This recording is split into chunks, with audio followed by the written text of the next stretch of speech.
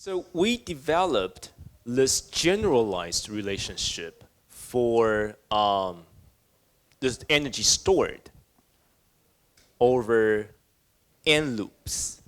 Okay? It can be complicated initially, right? You have double summation, you have j, you have k. But in the end, what is the quantity labeled by this red summation? Assuming you're working on loop number k, right? Loop number k, but all the other loops can donate field lines to you, right? And that means this red quantity can be simplified as phi k. What is phi k? Phi k is the flux of the kth loop. So what does that mean? All the other loops, including itself, can generate field lines, right? So even though here your summation is over j, but eventually all this j means all the loops can generate and donate field lines using mutual inductance, or when j equals k, the self-inductance. So eventually this quantity can be simplified as just the flux felt by the kth loop. Okay? So the total energy stored in n number of loops is now simplified to 1/2 single summation operational current of certain loop and multiplied by the flux of certain loop. But if you look into the details, this phi k is already counting all the field lines generated by all the loops. Okay? Why do we want to develop this relationship? Because eventually we want to find out the proper way to calculate the magnetic energy carried by fields. Okay? This is the expression that we learned by having the loops. You can just imagine the loops are the field generating device. So if you know how many generating devices you have and all the energy stored or needed to have them operational, you have the energy. But at the same time, you can also calculate the same energy from the fields they generated. Okay? So what is phi k? What is phi k? Well, I is pretty much known. That's the operational current. But phi k needs more time to work out. Phi k, the flux, is your flux density making surface integration. And that is also equal to a closed loop integration of the vector magnetic potential, right? Because B is defined as curl of A. Okay? So let's take a closer examination of this generalized formulation. dik means over certain loop, I'm looking at the differential current. Okay? Now I replace phi k using A, having a closed loop integration. So I want to look into the details of the meaning of dik multiplied by the differential length on a small segment on the kth loop. Well, if you still remember, current is simply the current density multiplied by its surface area, right? If you have a loop, you know its surface area. You basically know the current, okay? You know the current density. But the surface area multiplied by a differential length is the differential volume, right? We are actually working in the reverse order as Beal and Savit worked out their formula. Okay? So now we're trying to make current multiplied by the differential length to be now expressed as current density multiplied by the differential volume of the loop. Okay? So now the total amount of energy can be expressed as 1/2 volume integration A dot J. A dot J means they are more close to the field quantities. Right? Initially, we started from current, from flux. They're not really that directly related to fields. Eventually, we want to see B and H only. Okay? So that's the whole intention. Well, we don't know how to perform the next step unless you are very good at vector calculus. So you have to open your book and borrow one of the vector identities. Okay? If you have a vector making a dot product with the curl of another vector, that can be equal to 2 terms. Okay? So I'm giving you some time. I'm using the colors. Okay? This curl of H, what is curl of H? Curl of H is equal to J free. So we're now dealing with free current. Okay? So A dot J is actually equal to A dot curl of H. Right? Amperes circuital law is now curl of H is equal to J. So the integrand can be decomposed into 2 parts. Right? I'm writing it out for you. So A dot J, this is Amperes circuital law, is equal to these 2 contributions, but we know curl of A is basically B. Right? So after using this vector identity, we can now transform to our original integrand of A dot J. They are still not that directly related to B or H, but now you see H and B showing up. Okay? But still, we have this annoying A cross H. We don't like curl operations. Okay? But nevertheless, let's try to perform the integration. Initially, we have the volume integration, so we have to capture the volume integration. But here, the second term, when you perform its volume integration, we borrow divergence theorem. Divergence of something, some vector, over a volume integration is equal to the closed surface integration of the vector field.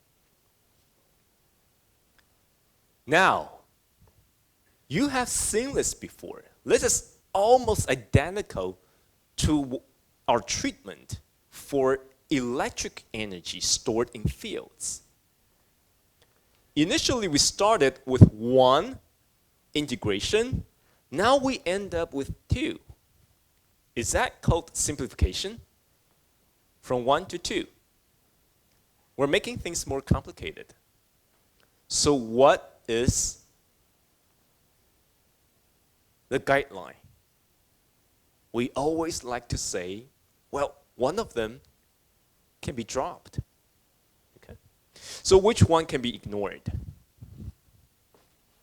The entire purpose of using this vector identity, having this divergence, because we can now transform volume integration to a closed surface integration. The surface is extending to infinity, right? Both A and H are probably inverse distance dependent.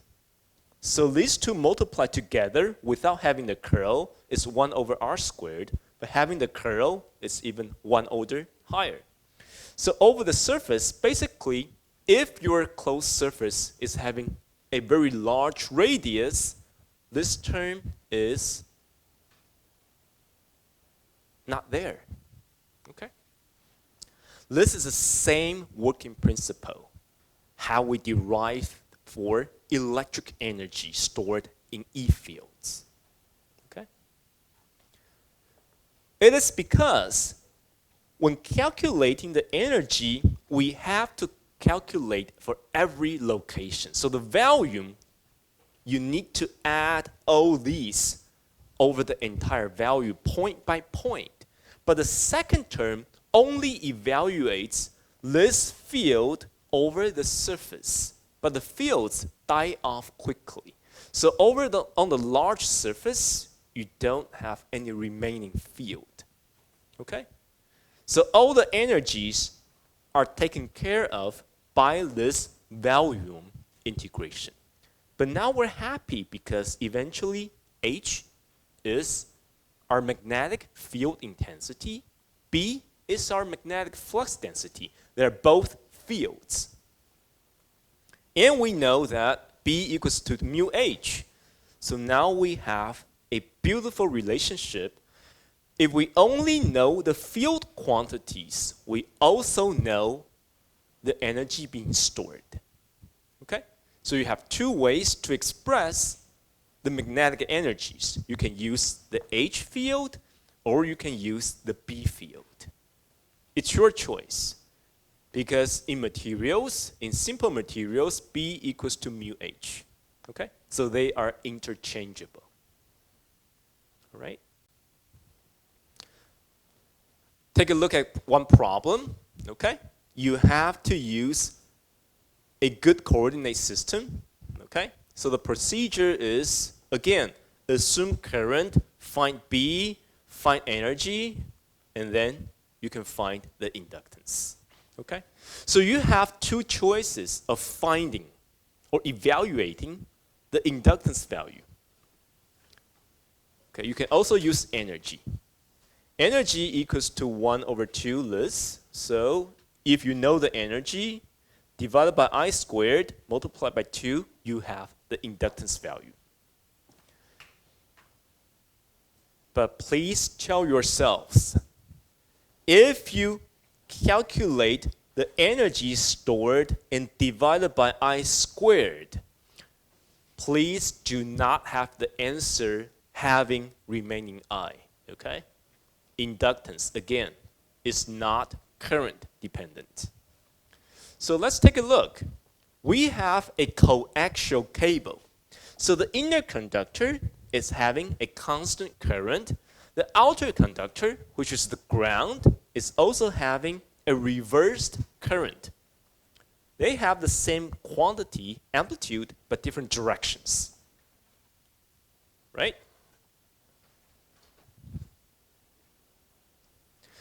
This problem is asking for the inductance per unit length. It's nothing special, but it's asking us to evaluate the inductance from the energy point of view. Okay? So let us try to evaluate the energy being stored in this coaxial cable. Well, this is something we worked out in example 6-1, right? Inside this center core, your current is proportional to your radius, right? Proportional to your radius. But when you are outside and in between, so in between these two conductors, your current is fixed to I. So you have two separate regions. So you need to analyze them separately. Okay? B2 means when your observation point is somewhere here, in between. Okay?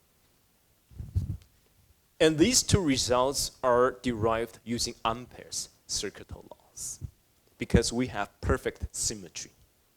Okay? Okay, so now it's a test. We know the field values. We must, at the same time, know the energy being stored. Okay? Energy being stored is 1 over 2 b squared, making volume integration. Okay? Here, because we're talking about per unit length, so this is basically the surface integration. Okay? We don't care about the length. Okay? So inside the center core, that is the amount of energy stored to have it operational. Right? Between the two conductors, there is a second contribution of energy. So the total energy is to sum them up. Okay? Once we know the total energy, we multiply by 2 divided by I squared. We should have our inductance value. So you have to check. Here, your result, your answer, there is no current, which is probably right. Okay? This is only a simple example to show you that, well, you have multiple ways. You have choices to derive for the inductance value. Okay? But usually, calculating energy is more tedious. So if I were you, I would just calculate B, right? And then just calculate the flux linkage, and divide by I. Why worth the trouble? Right? We already have B. Okay? The very last PowerPoint slides are going to deal with magnetic force and torque. Okay? This is quite important because this is more reflecting the truth. Okay? So maybe in the past we talked about, or in your homework, you might have a loop, right? Looking like a triangle or arbitrary shaped. And you have a constant current flowing across this loop. So the very last section is going to tell you, well, that's probably fake. Okay, that's too ideal. Why? Because whenever you have a current conducting loop, you generate force. And that force likes to change your geometrical shape. Okay? So bear with me and I'll just walk you through. First thing, we need to find the force on the current loop. Okay? And then we can say wires. If we have wires and not really loops, we also have forces. And eventually, you can produce torque. Okay? So if we have a single current conducting loop, we have a differential segment on the loop being identified. Okay? Because we have constant current flowing across this wire, right, in the loop. So this wire has a cross-sectional area of S. So S is the cross-sectional area.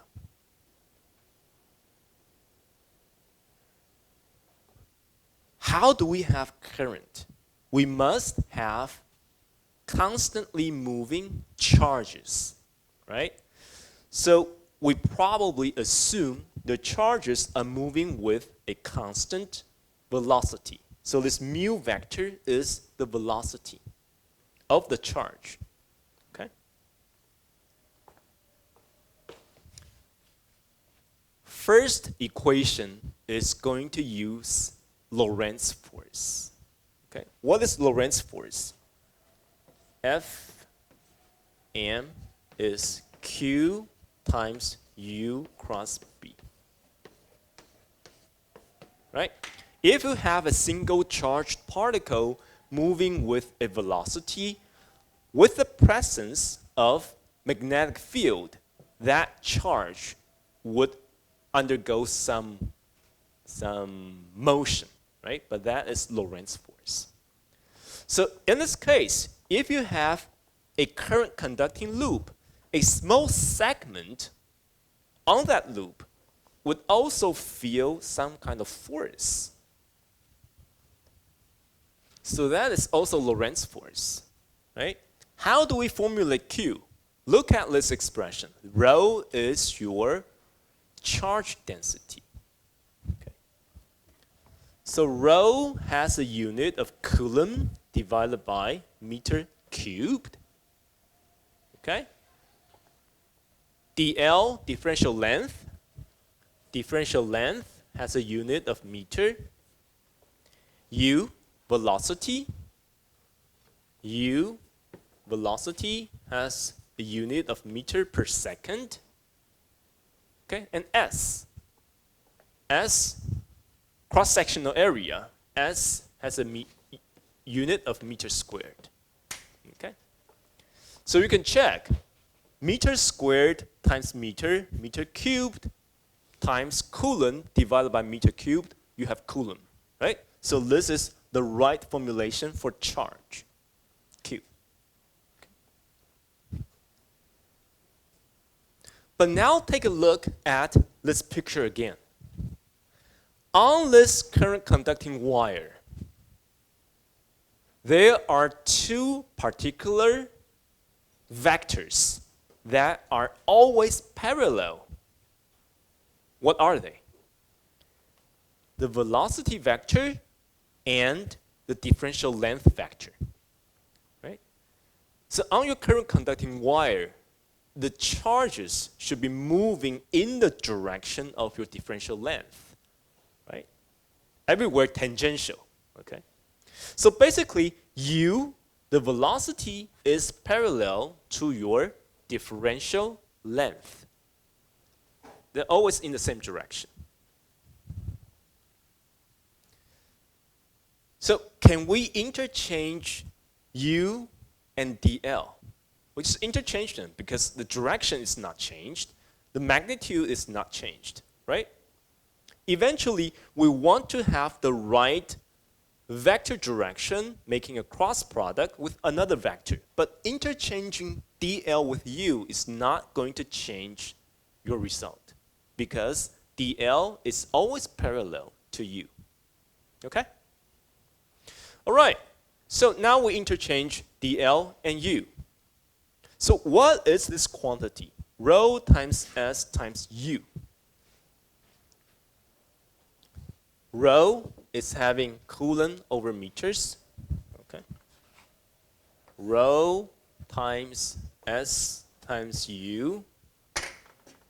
This is coulomb meter cubed, meter square, and meter over second. So eventually, you would have coulomb over second. So what physical quantity has a unit of coulomb over second? Current, right? So basically, this is current.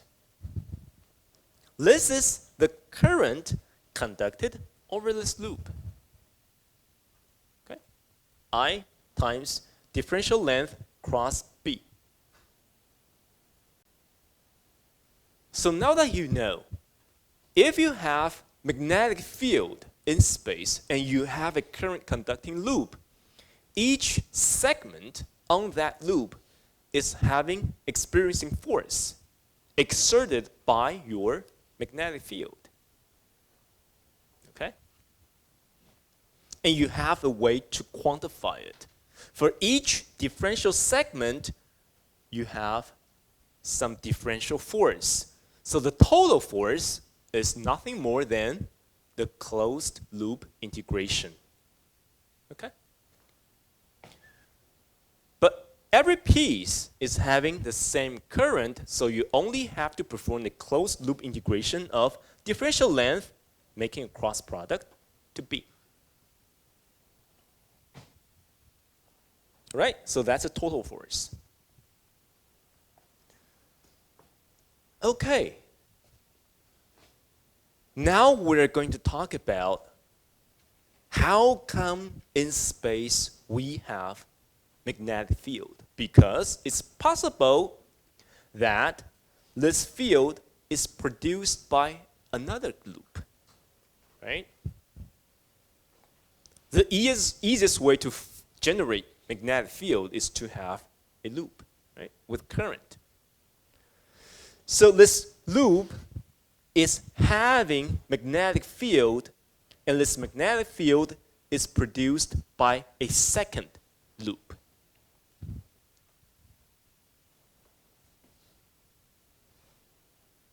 This is telling you, in another way, another language, before this slide, if we have two loops, we introduce the way they couple, they communicate by sharing the magnetic field lines, right? And therefore, we have mutual inductance. But now we're looking at the same problem in another perspective, in another view. If I have two current carrying loops, they are also connected by having force. Okay?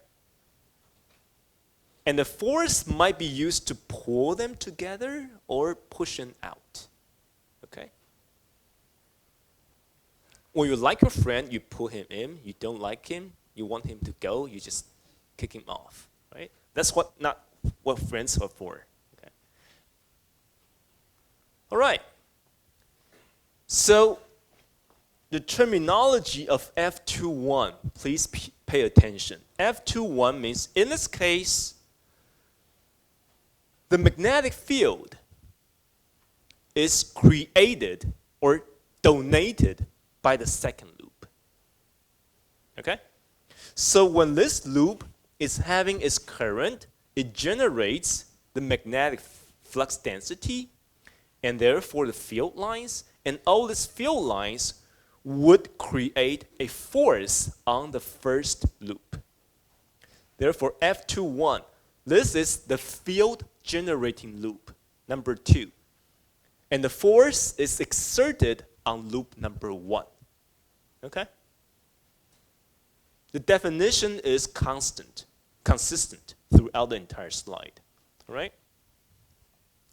So therefore, in this case, I'm trying to evaluate the force on loop number 1. Therefore, the current value must be I1, right? I'm trying to analyze the force on loop number 1, so I need to take account of its current value.